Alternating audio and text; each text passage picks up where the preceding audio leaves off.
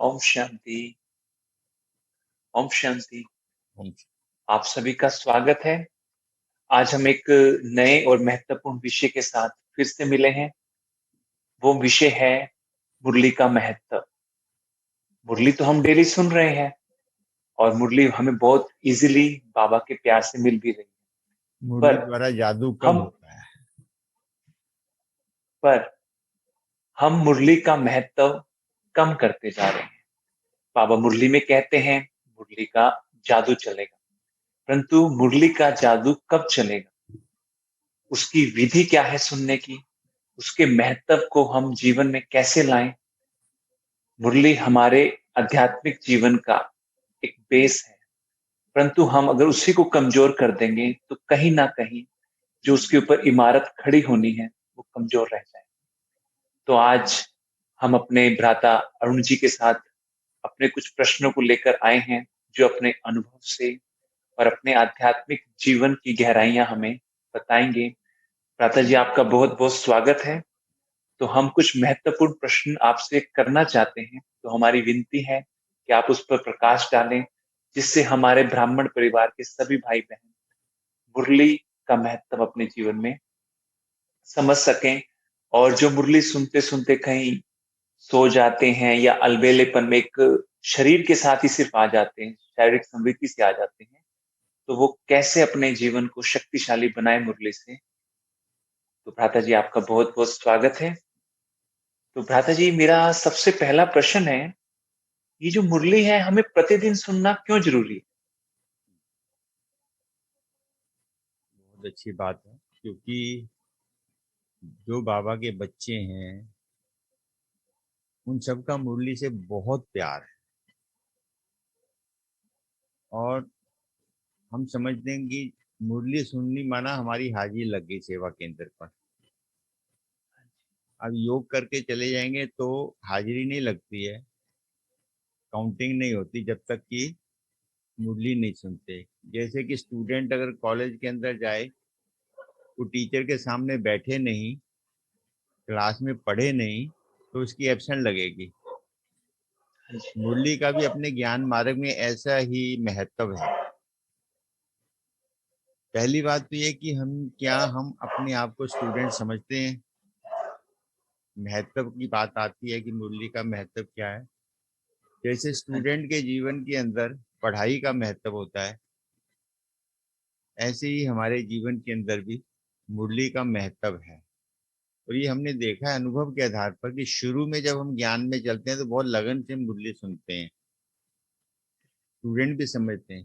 पर धीरे धीरे धीरे क्या होता है, वो स्टूडेंटपन का नशा खत्म हो जाता है, हमारा एक रूटीन बन जाता है। मंदिर में जाते हैं जैसे लोग रोज आरती करने, पूजा करने, और शुरू में जब कोई इच्छा पूरी करनी होती है तो खूब जोर शोर से नंगे पांव भी जाएंगे। परंतु जब इच्छा पूरी हो जाती है फिर वो नॉर्मल वे में जाने लग जाते हैं। ठीक है भाई, जाना बिल्कुल। है क्योंकि मेरी इच्छा पूरी हुई है, मुझे वहां देवता के सामने जाना है कि नाराज ना हो जाए।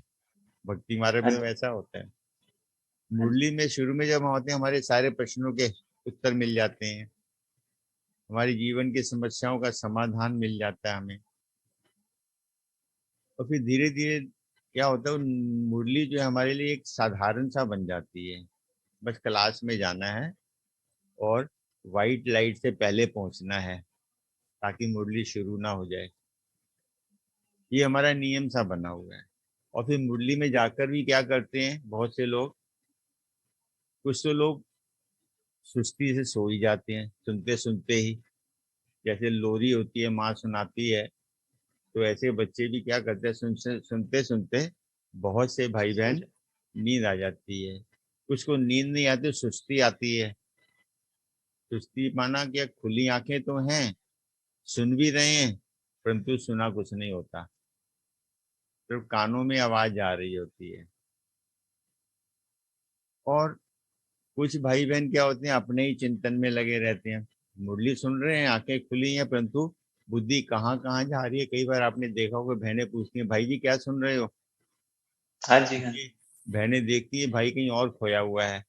खोया हुआ। तो कई भाई तो नाराज ही हो जाते हैं कि मेरी क्लास में बेइज्जती हो गई।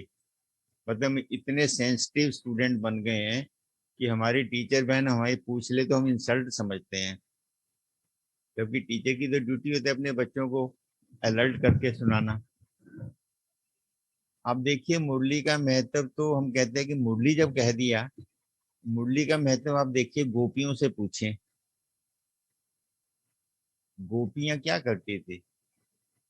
देखो वो, उनको धुन सुनती थी, वो तो काट की मुरली दिखाते हैं, क्योंकि ऐसी मुरली काट की आवाज मुरली 1-2 किलोमीटर से थोड़ी सुनाई दे सकती है। बिल्कुल। तो कहते हैं मुरली कृष्ण बजाता था गार्डन के अंदर, तो गोपियां भागी आती थी। तो हाँ यही जी। मुरली थी। अब ये सोचिए, अपने सच्चे दिल से अगर हम पूछें, हाथ रख के दिल में, क्या मैं अपने आप को गोपी या गोप समझता हूँ? नहीं होगा जवाब। हाँ जी। कहने में ठीक है, बाबा हमारे टीचर है, हम बाबा की गोपियां हैं, गोप हैं, परंतु उसमें ये ऐड कर लें कि मैं गोपी अपने कन्हैया की, अपने बाबा की मुरली सुनने के लिए जा रही हूँ, तो क्या होगा, लगन बढ़ जाएगी। और मुरली का महत्व गोपियों के लिए इतना जबरदस्त है कि हम सोच ही नहीं सकते। हम कहाँ हैं वैसे गोपियां? अब मैं एक छोटी सी आपको कहानी सुनाऊं इसके ऊपर, हाँ जी, हाँ जी, प्लीज़। ताकि हमें मालूम पड़ जाए कि मुरली का महत्व कितना है, हम कितना दे रहे हैं। कहते हैं कृष्ण जी, जो उनका एक उद्धव थे ठाकुर, उनके जो शिष्य थे, दोस्त थे, बहुत अच्छे नजदीक के उद्धव थे, वो बड़े ज्ञानवान थे। अक्सर वो देखते थे कि कृष्ण जो है ना गोपियों की तारीफ करता रहता है। जब भी देखो गोपियों, वो समझते गोपियां कैसी होंगी, उसकी इच्छा होती थी उनसे मिलने की। तो कृष्ण भी समझ रहे थे। तो कृष्ण ने क्या किया, एक बार एक पत्र लिख के दिया, उधो जाओ, ये मेरे वृंदावन में गोपियों को ये पत्र दे आओ। वो पत्र देने चला गया, बड़ा खुश था कि आज मुझे उनसे दर्शन होंगे, गोपियों से मिलूंगा। ऐसा क्या है जो कृष्ण हमेशा गोपियों की तारीफ करते रहते हैं? वो पत्र लेके पहुंच गया वहां। जब पहुंच गया तो उसने कागज पर जोर से गोपियों को बुलाया, भी उसने बोला, अरे उद्धव आया है, श्री कृष्ण ने क्या भेजा, पत्र भेजा है, संदेश भेजा है। अब उद्धव शरारती था, परीक्षा लेने आया था। उसने क्या किया, उस पेपर को निकाल के ऊपर हवा में हाथ से लहराने लग गया कि ये है तुम्हारा पत्र, जो कृष्ण ने भेजा है तुम्हारे को। अब वो ऊपर था हवा में, गोपियां छोटी थी, उन्होंने लपक लपक कर उस उदो से वो छीन लिया, पत्र छीन कर, और उस पेपर के टुकड़े टुकड़े कर दिए। जिसके हाथ में जितना हिस्सा आया वो उतना ही लेके चल पड़ी। उदो बोलता रह गया, अरे पागल हो, मूर्ख हो, ये क्या कर दिया है तुमने? तुम्हारे लिए कृष्ण ने संदेश भेजा था, तुमने तो उसको फाड़ दिया। तो गोपियां क्या करती, एक एक टुकड़ा लेके कोने में बैठ गई, कहती मेरे लिए तो इसमें ही संदेश है। अब देखिए, ये गायन है, हमारा ही गायन है, परंतु हमारा प्यार कहाँ है ऐसा? ये हमारे जब अंदर, ये अंदर हमारे पॉइंट नहीं होगा कि मैं मुरली को किस ढंग से सुनूं, तब तक उसका महत्व नहीं होगा, उसकी हमारे जीवन के प्रति लगाव और प्यार नहीं होगा। हमारे सामने उदाहरण है, दादियां, पुरानी बहनें, आज से 40-50 साल पहले गोपियों वाला ही प्यार था। दादियां क्या करती थी, खाना नहीं खाती जब तक बाबा की मुरली सुन ना लें। और मुरली की दीवानी इतनी थी और कोई काम ही नहीं था, मुरली मुरली मुरली। हमें याद है रतन मोहनी दादी जी हमें बताते थे कि बाबा जब मुरली सुनाते थे मॉर्निंग के अंदर, देखो बाबा कैसे रिटर्न करता है।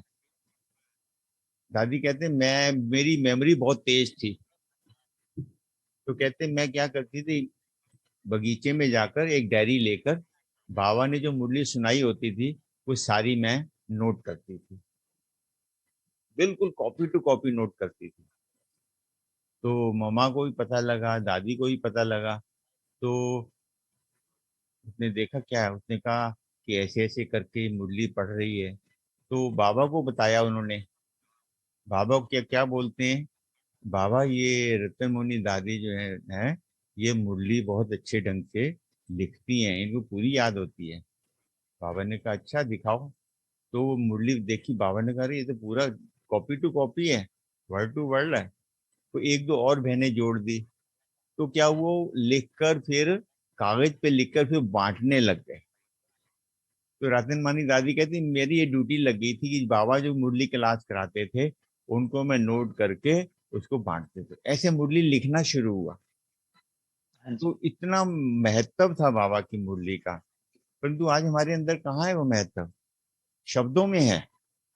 बाबा की मुरली, कितने गाने बने हुए बाबा की मुरली के। परंतु बाबा की मुरली के गाने तो बने, अच्छी बात है, परंतु उसके ऊपर हम कितनी गोपियां बनी। जब तक हम गोपी बनकर नहीं सुनेंगे तब तक हमें उस मुरली का वो महत्व नहीं होगा जितना होना चाहिए। बिल्कुल ठीक कह रहे हैं भ्राता जी कि जब हम जो बाबा मुरली में महावाक्य हमारे लिए उच्चारते हैं, जो गायन करते हैं, जो महिमा करते हैं हम बच्चों की, अगर हम वो स्मृति में रखेंगे, तो उसका महत्व बढ़ता जाएगा कि परमात्मा स्वयं हमें याद कर रहा है, हमारी महिमा कर रहा है। तो भ्राता जी ये जो मुरली है, इसको सुनते समय हमारी स्थिति क्या होनी चाहिए? विधि क्या है इसकी? जिससे और हम इसकी गहराई में जा सकें, आकर्षण पैदा हो सके हमारे अंदर देखो मुरली के लिए। मनीष भाई जी, इसमें कई बातें आती हैं। हाँ जी। जैसे क्लास के अंदर स्टूडेंट होते हैं, कई हुँ, तरह के स्टूडेंट होते हैं। टॉपर भी होते हैं, बिल्कुल। थर्ड डिविजनर भी होते हैं। सबको वो टीचर को पढ़ने का अपना अपना अंदाज होता है। स्टूडेंट का अपना अपना तरीके से सुनते हैं, उसी अनुसार उनके नंबर आते हैं। पहली बात तो ये आ जाती है कि इसमें जो स्टूडेंट चाहता है कि मुझे अच्छे नंबर लेने हैं, वो प्रयास शुरू करता है। हाँ जी। जिसको पता कि ठीक है बस जाना है आश्रम में, मुरली सुननी है, अभी नियम हो गया, सुबह भगवान के घर में गए। कईयों का ऐसे एटीट्यूड होता है कि चलो भी ठीक है, सुबह का 1 घंटा भगवान के नाम हमने रख दिया और भगवान पे एहसान कर दिया कि हम मुरली क्लास में स्टूडेंट कहलाते हैं, बीके भी कहलाते हैं। हाँ परंतु जी। वास्तव में मुरली जो बाबा सुनाते हैं, मुरली का हम क्या कहते हैं, गीता का ज्ञान कहते हैं ना। हाँ जी, बिल्कुल। गीता का ज्ञान। अब गीता का ज्ञान किसने किसको दिया, गीता के अंदर क्या दिखाते हैं कि भगवान ने अर्जुन को दिया। हाँ जी। अर्जुन को दिया। अब वो अर्जुन ने देखिए क्या निकलवाया भगवान के मुख से, जो उसको चाहिए था, हाँ जो जी। उसकी समस्या का समाधान था।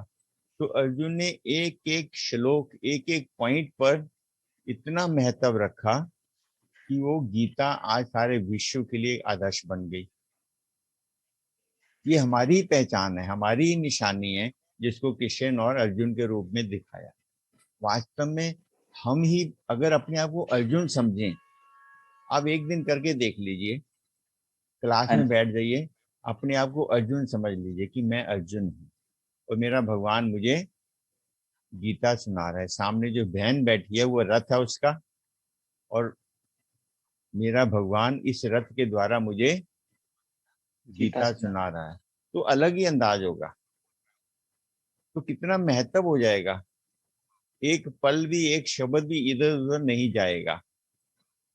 और हम कहते हैं कि हम बाबा हमारे जवाब देगा, तो उस वाणी के अंदर बाबा हमारे प्रश्नों के उत्तर, हमारे मन के अंदर जो जवाब क्वेश्चन होते हैं वो देता है। शुरू में आपने देखा होगा, बहुतों के अनुभव सुनते हैं भाई बहनों के, वो कहते हैं कि हाँ जी। मेरा आज मेरे मन में था, मैंने पूछना था, पर बाबा की वाणी में आ गया। इसका मतलब क्या हुआ, कृष्ण तो तैयार है, अर्जुन नहीं मिल रहा उसको। हाँ जी। कृष्ण तो सुनाने को तैयार है, परंतु अर्जुन हाँ जी। सामने बैठे तब ना। अब अर्जुन तो आंखें बंद करके बैठ जाए, आलस में बैठ जाए, बुद्धि इधर उधर भटके, तो कहाँ से फिर कृष्ण बेचारा उस कैसे सुनाएगा, उसका क्या बेनिफिट होगा। इसलिए हमें इस बात का अवश्य ध्यान देना चाहिए कि मुरली जो है वो, मैं कृष्ण अर्जुन हूँ और मेरा भगवान मुझे ये गीता सुना रहा है। इतना महत्व हो, ज्ञान गंगा बह रही है, गीता का प्रवचन हो रहा है, गीता स्वयं भगवान सुना रहे हैं। ये बातें मन के अंदर रखें, गंगा में पावन हो जाता है ना व्यक्ति नहाकर। हाँ तो जी। ये समझे कि गंगा बह रही है, ज्ञान की गंगा बह रही है, और मैं उसमें शांत हो रहा हूँ, पावन। वो पानी की गंगा में तो नहीं हो रहा, परंतु इसमें मैं अवश्य ही पावन बन रहा हूँ। जब इस विधि से हम सुनेंगे तो नींद की तो बात ही नहीं है, हाँ जी। नींद तो आ ही नहीं सकती। तो ये अलर्टनेस, पहली बात है कि अलर्ट होकर बैठे। घर से जब निकले, ये ना समझे मैं जा रहा हूँ, समझो कि अर्जुन जा रहा है भगवान कृष्ण कृष्ण का गीता का ज्ञान सुनने। ठीक है। भगवान मुझे गीता का ज्ञान सुनाने हैं। या घर चले, जैसे हरिद्वार में लोग जाते हैं ना कुंभ पे, हाँ या जी। स्नान किस लिए जाते हैं, जब से घर से निकलते हैं ना, उनकी इच्छा होती है कि बस गंगा में डुबकी लगाएं, पाप धुल जाएंगे, भावना होती है उनकी। तो हाँ जी। ऐसे ही जब हम घर से निकले, सोचे कि मैं ज्ञान गंगा में स्नान करने जा रहा हूँ, तो हाँ मेरा जी। आज कुछ ना, कम से कम कोई ना कोई तो पाप का नष्ट होगा, कोई ना हाँ कोई जी। मेरा विकर्म विनाश होगा, कोई ना कोई मेरी भूलों की क्षमा होगी, तो उसका मुझे समाधान मिलेगा। तो इस तरह से जब हम सुनेंगे, बहुत आनंद आएगा। तीसरी बात जो मैं बताना चाहता हूँ वो है कि एक और सरल तरीका मैंने ढूंढा हुआ है, अक्सर मैं करता हूँ। हाँ। वहां पहुंच जाए जहाँ गीता का ज्ञान सुनाया, Madhuban history hall. Okay. Madhuban history hall, अव्यक्त वाणी हो तो मधुबन शांतिवन, डायमंड शांति। हॉल में पहुंच जाइए। तो हाँ जी। मनीष भाई, इतना मजा आता है ना, इस तरह से बैठ जाइए आप उसके अंदर, लगेगा कि जैसे ब्रह्मा बाबा सुना रहे हैं। बहनें तो गुम हो जाएंगी सामने से, जैसे ब्रह्मा बाबा खुद सुना रहे हैं। जैसे अव्यक्त बाबा, पहले तो मैं हॉल में आते तो मैं बहुत पीछे बैठता था, परंतु अभी तो अव्यक्त बाबा अव्यक्त वाणी सुने तो ऐसे लगे जैसे मैं बाबा के सामने बैठे हूँ, जैसे दादियां बैठ हाँ। जाती हैं। ये तो किसी ने रोका नहीं है आपको, ये तो आपको किसी ने रोका नहीं है, तो क्या कर सकते हैं आप? जाकर विजन बनाइए, अव्यक्त बाबा वाणी सुना रहे हैं, और मैं दादियों वाली कुर्सी पर मैं बैठा हूँ, और बाबा मुझे सुना रहे हैं। अरे भैया, हाँ जी। चमत्कार हो जाएगा जीवन के अंदर। सुन के तो देखें तो सही, बिल्कुल। हम रियली मैं बता हाँ रहा जी। हूँ, हम कुछ करें तो आपको बहुत आनंद आएगा। मेरा तो अनुभव ही है भाई। और भ्राता जी, जो आपने अभी विधि बताई, इससे तो योग में भी बहुत अच्छी इम्प्रूवमेंट होगी। बिल्कुल बिल्कुल। क्योंकि हम, हाँ जी, हम अपने मन बुद्धि का एक बहुत अच्छे ढंग से यूज़ करना सीख जाएँगे। देखो, मैं घर से जाता हूँ जब, 20 मिनट लगते हैं, हाँ 15 जी। भी पैदल जाता हूँ, वॉकिंग करते जाता हूँ। वो 20 मिनट मेरे इतने बढ़िया योग होता है। मेरे मन में होता है कि अर्जुन चल रहा है अपने भगवान से मिलने, अर्जुन जा रहा है, अर्जुन सुन रहा है, अर्जुन सोच रहा है, तो क्या होगा? आज मैंने बाबा से ये बात कर, मन के अंदर संकल्प चलेंगे, बढ़िया चलेंगे, और वो योग की स्थिति होगी। जब जाएंगे तो एक शब्द भी इधर उधर नहीं होगा, क्योंकि मालूम है कि ये मेरा भगवान मुझे सुना रहा है। तो बिल्कुल। इस तरह से हम जब करेंगे तो आनंद आ जाएगा। बहुत बढ़िया भ्राता जी, बहुत-बहुत शुक्रिया। आपने बहुत अच्छा इस बात को क्लियर किया कि हमारी सुनने की विधि एक चातरक की तरह होनी चाहिए। हम अपने आप को एक पात्र समझें और स्वमान रखें कि मैं अर्जुन हूँ, स्वयं भगवान मुझे आके गीता ज्ञान सुना रहे हैं। और ये भी बहुत अच्छा लगा सुन के कि जब हम साकार वाणी सुने तो सोचे हम हिस्ट्री हॉल में हैं, बाबा मेरे सामने बैठे हैं, और जब अव्यक्त वाणी सुने तो हम डायमंड हॉल का चित्र मैं बना तो के ऐसे ही उसको करता हूँ यूज़। भाई जी, जो बाबा ब्रह्मा बाबा के सामने तो हमने मुरली सुनी हुई है ना, तो हाँ जी, मैं आपने तो सुना। वैसे ही विजन बना के बैठता हूँ। जैसे पहले तो पीछे बच्चे छोटे थे, हम पीछे बिठाते थे सबसे लास्ट में। अब तो भी अच्छा। मैं बड़ा हूं ना, अब मैं बाबा के बिल्कुल सामने बैठा हूँ, और नीचे बैठा, वैसे अर्जुन, जैसे अर्जुन का रथ दिखाते हैं ना, वैसे ही मैं हाँ बैठा जी। भगवान के महावाक्य सुन रहा हूँ, बड़ा मजा आएगा। हाँ जी। हाँ जी। और भ्राता जी, एक और प्रश्न है। मुरली परमात्मा के महावाक्य हैं। यह जानते हुए मुरली का जादू अर्थात प्रैक्टिकल धारणा जीवन में नहीं हो पाती। उसका कारण क्या है? और क्या ऐसा करें, क्या ऐसे विजुलाइज़ करें जिससे मुरली लगे मेरे लिए ही है और धारणाएँ हमारे जीवन में ईज़िली होती हैं? यहाँ मेन बात यही आती है कि मुरली हाँ का जी। जादू क्यों नहीं हो रहा। कहते हैं ना, मुरली में, हाँ तेरी मुरली में जादू है। जी। मीरा मुरली की दीवानी थी, गोपियां मुरली की दीवानी थी, दादियां मुरली की दीवानी थी, जिन्होंने अपने जीवन को मुरली सुनकर लगाया ना, जीवन हाँ को। जी, तो कहीं ना कहीं हमें खुद ही इसको पीछे कर दिया। बाबा ने तो बहुत अच्छे ढंग से बता रखा, हम प्रयास नहीं करते। देखो, अगर हम प्रयास करें, थोड़ा सा प्रयास करें, तो बहुत बड़ी चीज जादू हो सकता है। जब एक पे जादू हो सकता है तो दूसरे पे क्यों नहीं होगा? देखो, जब जादूगर होता है, पब्लिक के सामने जो जादू दिखाता है, सभा में से किसी को भी बुला लेता है, भाई कोई भी आ जाओ, कोई फिक्स नहीं किया होता, कोई भी व्यक्ति आ हाँ जाओ, जी, वो आ जाता है, उस पर जादू चल जाता है। दूसरा व्यक्ति सोचता है हाँ कि ये हेरा फेरी कर रहा होगा, इसको जानता होगा, पीछे से कहता है मेरे को करके दिखाओ, कहता भी तू भी आ जा, तो उसके ऊपर ही करता है। इसका मतलब कि मुरली का जादू सबके ऊपर है, चल सकता है। अब वो जादू हाँ जी, करवाने वाला भी तो चाहिए ना। हाँ जी, हाँ उसके जी, लिए क्या है, मैं जहां तक अनुभव के आधार पर बता सकता हूँ कि जो मुरली सुनते हैं ना, उसके बाद देखिए मैं दिन में कितनी बार मुरली के बारे में मेरा ध्यान जाता है। मैं मेरे हिसाब से क्या है, कम से कम 15 मिनट तो दिन में अकेले में बैठकर मुरली का अध्ययन जरूर करना चाहिए। कि 10 मिनट करो, 15 मिनट करो, 20 मिनट करो, 30 मिनट करो, अध्ययन नहीं। अध्ययन के अलावा मुरली के अंदर जो मेरे लिए आज, जैसे गोपियों ने कहा ना, एक कागज का एक टुकड़ा निकाल लिया, उसको हाँ जी, लेके गई थी, मेरा तो इसी में संदेश है। संदेश, मनीष भाई जी, अगर हम हर रोज मुरली में से एक पॉइंट निकाल लें कि आज बाबा ने मेरे लिए ये कहा, हाँ जी, सारी मुरली मेरे लिए नहीं है, ये एक पॉइंट मेरे लिए है, वो एक पॉइंट को दिन भर, जैसे मोती मिल जाता है, कोई हीरा मिल जाए, उसको हम संभाल के रखते हैं। हाँ जी, अब एक बताओ, एक पॉइंट निकालना मुश्किल है? नहीं, बहुत इजी है, तो 4 एक पेज, पॉइंट रख लीजिए, कोई भी पॉइंट हो, ज्ञान का हो, हाँ योग का जी, हो, धारणा का हो, सेवा का हो, कोई भी हो, हाँ एक जी, पॉइंट निकाल लीजिए, उसको दिन भर अपनी बुद्धि में रखिए, अपने चिंतन में रखिए, और उसके ऊपर जब भी मौका मिले चिंतन करने लग जाए, तो क्या होगा? ये तो देखिए, उदाहरण के रूप में आप देखिए, एक खाना है, भोजन बन रहा है, दो व्यक्ति खा रहे हैं, और एक व्यक्ति उसी भोजन से बहुत रिष्ट पुष्ट हो गया है, और दूसरे व्यक्ति को कमजोर है, इवन की उसकी तबीयत ठीक नहीं रहती है। अब क्या कारण, क्या होगा? कुछ तो कारण होगा ना। खाना तो सेम है, हाँ जी, उसके खाना, शरीर में कोई डिफेक्ट होगा, हाँ या जी, उसके शरीर, जो दूसरे वाला उसके शरीर को, उससे पूछेंगे तो क्या कहता है वो? कहता है खाना तो मैं रोज खाता हूँ, मैं एक्सरसाइज भी करता हूँ, वॉकिंग भी करता हूँ, ये करता हूँ, वो कहेगा इसलिए मेरा शरीर अच्छा है। वो कहता है मैं तो खाना खाता हूँ, सारा दिन बैठा रहता हूँ, दोपहर को खा लिया, फिर रात को खा लिया, ठीक है। तो क्या होगा? हजम नहीं होगा, उल्टा नुकसान हो जाएगा, मोटापा हो जाएगा। नुकसान, हमारा भी यही हो रहा है। हाँ जी, नींद आ रही है, सुस्ती आ रही है, एक पॉइंट भी रिपीट नहीं कर पा रहे वाणी के अंदर। तो कई बार तो हमने देखा क्लास के अंदर, बहन जी रिपीट करवाते हैं ना।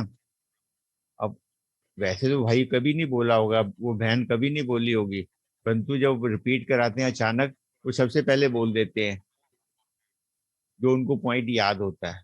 किस लिए? इसलिए नहीं वो बहुत होशियार हैं, इसलिए कि अगर मेरा पॉइंट सुना दिया तो फिर मैं क्या, कौन सा सुना जी, पाएंगे, इसलिए पहले सुना देते हैं। तो इसलिए इसका मतलब क्या हुआ?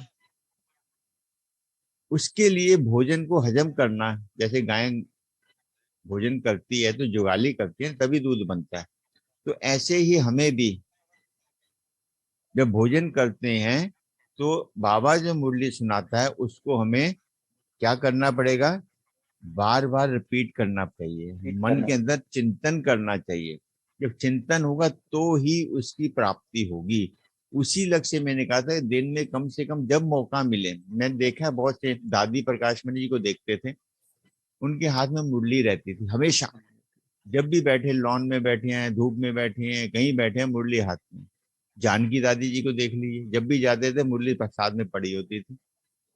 इवन हमने अपने अचल बहन जी को देखा, चंडीगढ़ के अंदर अचल बहन जी जब भी जाते थे मुरली सुनाते। सर्दी में तो क्या होता था, बाहर धूप में बैठ जाते, जो भाई बहन आते, अरे इधर आओ,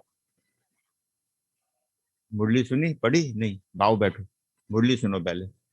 मैं खुद उनको कई बार बोला, बहन जी आप इतने बड़े, मतलब कि आप सबको मुरली, कहती भैया मैं अपने फायदे के लिए कर रही हूँ।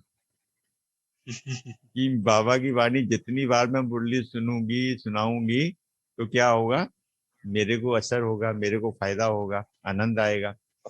ये कहाँ है आज हमारे पास। चलो इतना समय ना सही, फिक्स कर ले कि 15, जैसे हमें भोजन का समय फिक्स किया होता है, कोई अर्जेंट काम फिक्स किया होता है, ऐसे 15 मिनट हमें मुरली के लिए निकालने, चाहे रात को सोने से पहले करें, दिन में करें, जब भी समय मिले तब करेंगे तो क्या होगा, हमारा उससे लगाव होगा। और फिर उसमें से एक पॉइंट जरूर अपनी बुद्धि में रखें कि आज मुझे इस पॉइंट पर, आज ये मेरे लिए ये संदेश है। प्रेम पत्र होता है ना प्रेमी का, प्रेम पत्र समझेंगे तो प्रेम पत्र को क्या रखता है प्रेमी, हमेशा अपने साथ रखता है। हाँ सर। ऐसे ही प्रेम पत्र समझ कर रखेंगे। कह देते हैं बाबा का प्रेम पत्र, बड़े आराम से बोल भी देते हैं भाई बहन, परंतु हाँ जी। उसका महत्व कहाँ होता है। प्रेमी तो अपने प्रेम पत्र को किसी को दिखाता नहीं है, जेब में रखता है और उसको चूमता है, प्यार करता है, ये मेरे प्रेमी ने लिखा है मुझे। अब ये कहाँ है हमारा एटीट्यूड। तो इसलिए ये हम जब मन के अंदर रखेंगे तो मैं समझता हूँ अवश्य ही हमारे मन के अंदर ये चीजें क्रिएट हो सकती। बहुत बढ़िया भ्राता जी, बहुत अच्छा ढंग से ये समझ आया कि हमें मुरली का महत्व कैसे अपनी बुद्धि में रखना है, जिससे टेंशन बढ़ता जाएगा और वो हमारे जीवन में धारण होती जाएगी। और इसी के ऊपर सबने सुना भी है अपनी लाइफ के अंदर कि भई जो हम चीज़ बार-बार रिपीट करते रहते हैं, तो ऑटोमैटिक है वो जीवन में धीरे-धीरे आती रहती है। मैं तो तो यहाँ तक भ्राता जी। समझ मैं तो यहाँ तक समझता हूँ भाई जी, मतलब टीचर भी अगर इसके ऊपर ध्यान देंगे तो स्टूडेंट का भी पुरुषार्थ बढ़ेगा। टीचर खुद भी प्रतिदिन किसी पॉइंट के क्लास वालों को बोले कि आज इस मुरली में से जितने भाई बहन बैठे हैं, जिनको जो पसंद आ रहा है पॉइंट, उसके ऊपर चिंतन करना, उसके ऊपर सारा दिन आप मनन चिंतन करना। फिर कल होमवर्क पूछेंगे क्या हुआ उसका, उस पॉइंट के बारे में जो आपने चिंतन किया होगा। तो क्या होगा, ध्यान को भी, टीचर को भी खुद करना पड़ेगा ना। जब खुद बिल्कुल। करेंगे तो क्लास वाले भी करेंगे। ये टीचर को हाँ भी जी। हमें, क्योंकि टीचर भी तो स्टूडेंट है ना बाबा का। हाँ जी, इन हमारे रियलिटी लिए बिल्कुल। हमारे लिए जरूर टीचर है वो, परंतु बाबा के लिए तो स्टूडेंट है, मुरली पढ़ रहे हैं, उनको मौका है, गिफ्ट मिला हुआ है। तो इस तरह से अगर टीचर भी अपने पुरुषार्थ को बढ़ाएंगे तो स्टूडेंट को ऑटोमेटिकली मुरली पर ध्यान दे सकते हैं। तो टीचर की भी रिस्पॉन्सिबिलिटी बन जाती है कि वो भी बाबा की मुरली के ऊपर विशेष रूप से किसी न किसी नए अंदाज से, तरीके से बाप बच्चों को पुरुषार्थ कराने के लिए प्रयास करते हैं। और भ्राता जी, जैसे मुरली में बहुत गहरे-गहरे राज आते हैं, तो उसके प्रति मनन चिंतन, और मनन चिंतन जो हम कर रहे हैं वो एक्यूरेट है या नहीं है? क्योंकि साकार मुरली के एक ही पॉइंट को बाबा कई-कई तरीके से बताते हैं। तो उसमें कई बार कन्फ्यूज़ हो जाते हैं। तो मनन चिंतन हमारा एक्यूरेट हो और परिस्थितियों के हिसाब से बिल्कुल ठीक हो, तो वो कैसे हम जज करें? तो देखो इसमें क्या है, मनन चिंतन आपने किया, उसके हाँ जी। बाद क्या होगा, मान लीजिए आपको समझ नहीं आ रही है कि राइट है या रॉन्ग है, आप अपनी टीचर बहन से पूछें, टीचर। उनसे पूछे जाइए, क्योंकि वो आपसे बड़े हैं ज्ञान में, बाबा के बच्चे हैं, और बाबा उनको टच भी करेगा। तो उनसे पूछेंगे, अगर वहां से भी आपको संतुष्टि नहीं है तो कुछ दिन वेट कर लीजिए। किसी ना किसी मुरली के अंदर बाबा उस बात को 100% क्लियर कर देता है। उसको नोट कर ले, जब आपको कोई और आपको लगे सीनियर भाई बहन हैं, उनसे भी आप क्लैरिफिकेशन ले सकते हैं। अगर आपके राइट। संपर्क में है या कोई है, उनसे ही पूछ सकते हैं, पर पूछने के बाद किसी को डीमोरलाइज ना करें। हाँ जी। ये तो कहते हैं, देखो दीदी आपने तो ये कहा था ना, वास्तव में ये भाव है उसका। आप किसी और से पूछ के कह दें कि भी दूसरों हाँ को जी। नीचे दिखाने के लिए भी मैंने पता कर लिया है, तो क्या होगा, वो भी हुँ, एक हुँ। गलत है। बिल्कुल। तो इसलिए उसको अपने पास ही रखें, और कभी हाँ जी। भविष्य में हो तो आप अपना उसके चिंतन बता सकते हैं। हाँ जी, तो इस तरह से ये भी हमें ध्यान रखना पड़ेगा। तो बाबा की हर पॉइंट गहरी है, तभी तो स्टूडेंट हैं। अगर गहरी ना हो तो स्टूडेंट काफी, तो टीचर हो गए ना, सभी हर टीचर। राज को जानने वाले। तो बाबा के, बिल्कुल। ब्रह्मा बाबा कहते हैं मैं भी तुम स्टूडेंट हूँ भगवान के सामने।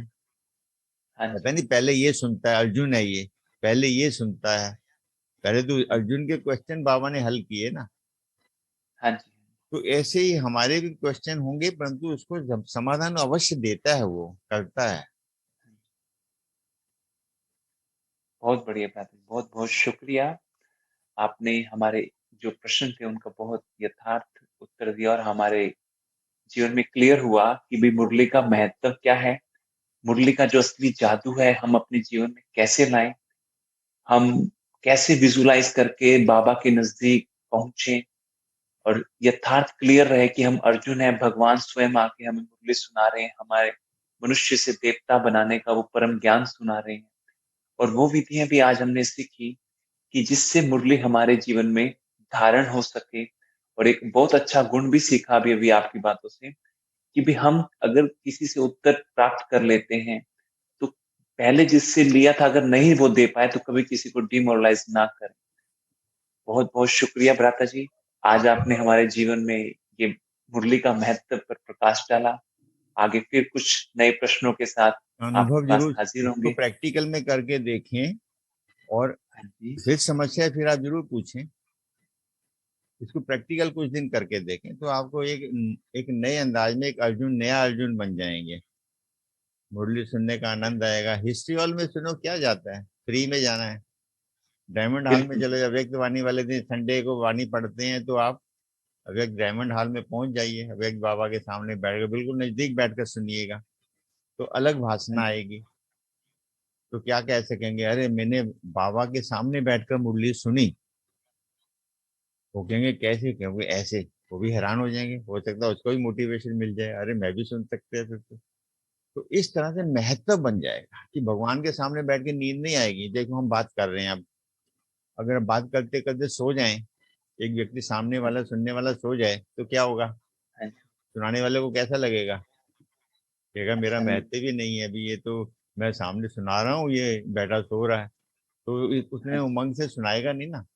तो ऐसे हाँ ही जी, जब हम मुरली सुनेंगे अर्जुन बनकर, बाबा के सामने बैठकर, नींद नहीं आएगी कभी भी। बिल्कुल। उसके मुख की तरफ, उसकी आंखों की तरफ ही दृष्टि जाएगी बाबा की। हाँ जी, विजन बनाना है ना, सामने बिल्कुल। बहन ना देखिए, बाबा हाँ जी, देखिए, रूप वाह! बदल जाएगा। यही तो जादू है, और क्या। और जादू कौन सा है। हाँ सामने जी, टीचर बहन को बाबा बना दो और आप अर्जुन बन जाओ, बिल्कुल। जादू हो गया कि नहीं हो गया। आप बिल्कुल जी हो। जादू नहीं हो गया, आप मधुबन पहुंच गए, अब एक डायमंड की स्टेज पर सामने बैठ गए। ये जादू हाँ नहीं तो जी, और क्या है। जादू यही तो करते हैं ना, किसी को कबूतर बना दिया, किसी को बिल्ली बना दिया, किसी को रुमाल बना दिया, किसी को फूल बना दिया। हाँ जी, तो हम क्यों नहीं बन सकते। सीधे पहुंच जाओ हिस्ट्री हॉल के अंदर। कभी वैसे तो मौका नहीं मिलता, कभी 5 मिनट के लिए जाते हैं साल में, 2 साल में कभी, परंतु यहाँ हर रोज जाके जाके सुनोगे, हफ्ते में 6 दिन हिस्ट्री हॉल में पहुंचोगे तो क्या हो जाएगा। कृष्ण व्यर्थ भी समाप्त हो जाएगा। कृष्ण खुश हो जाएगा, मेरा अर्जुन रोज हाँ जी, भागता हाँ जी, आता है मेरे पास। और क्या चाहिए बिल्कुल। भैया, भावना जरूर चाहिए, भावना।